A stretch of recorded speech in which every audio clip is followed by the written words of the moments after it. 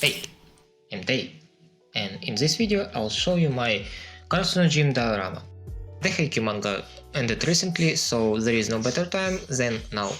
And before showing you the whole dior in details, let me start with some archive photos. As you can see, I started with 3 big pieces of foam board. The shot is dated the 27th of March 2017, so it's safe to assume that's when I started this project. This photo was taken 4 days later, and it seems I finished carving the floorboard. I remember that I got really tired while doing it. Only then I drew the whole layout. Did I have a plan on paper beforehand? Why did I do it after the floor was carved? The answers to these questions we'll never know, because I just don't remember. This was the state of the gym in another month. I'm so proud of myself. What's more, in 2 days I even filmed some B-roll. I'd lie if I said that I never wanted to start making videos.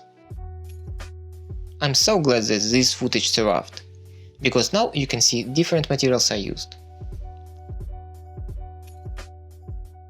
Another half a month passed and we find floor and walls painted. I must say, orange and black are so stylish.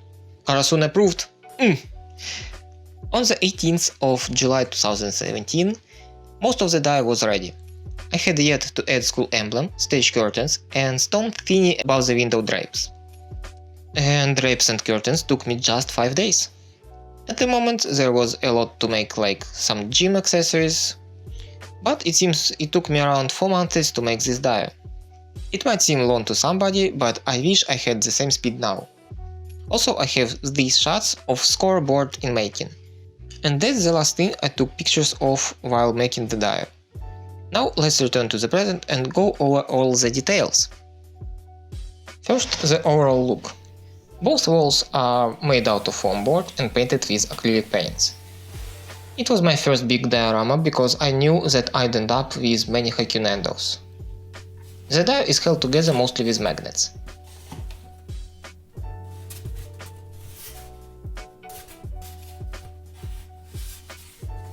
Also, the walls are additionally connected with balcony. As for the balcony itself, I made its floor out of another kind of foam board and a wood plank. It might seem like the balcony is glued in, but I don't remember adding any glue, so I guess it's just physics. The balcony rails are made out of wooden skewers and coffee stirrers. You can even see the overlapping layers of coffee stirrers. The windows are made with wooden coffee stirrers and clear plastic cover. And the drapes I sew myself, and in fact they are interactive. It's possible to open or close them. The windows of the first floor are made out of clear plastic cover and wooden skewers. The doors are just a painted piece of foam board that can be removed. I'm still not sure where I was going with it. Maybe I wanted to make working doors later to recreate the famous Suga scene. The School Emblem was a tough thing to find clear in the internet or actual anime or manga, so I remember I found some piece of merchandise like a wallet with the logo and just traced it in Photoshop. After that I printed it and glued to a piece of foam board. The emblem lost some color because I overdid it with glue, but it's hard to notice on photos, so I decided against remaking it. The stage was a part I wanted as much as a balcony. I want my dye to have as many options for posing as possible. So the stage is made out of foam board and some cardboard. Also, you can see the damaged part that was made by some figure foiling. It happens sometimes, and I must say you have yet to see the gym floor. Oh, and the curtains I sew myself too. It's a 4-piece set, and the golden parts were spray painted. All the pieces are held on the other side of the wall. And finally the floor. I remember I got really tired while cutting out all the floorboards, and I got terrified by the need to paint it. So I just spray painted it all. It was risky because foam board doesn't really like spray paints, but surprisingly it came out perfectly. Also, I didn't want to buy brown paint, so I used the one I got at the moment, golden one. By the way, we used this paint for my girlfriend's cosplay from Saint Seiya. And you know what? I guess it was the best idea while making this dio. The floor got that shiny feel that real gym floors got, and I doubt I could make it with just acrylic paints.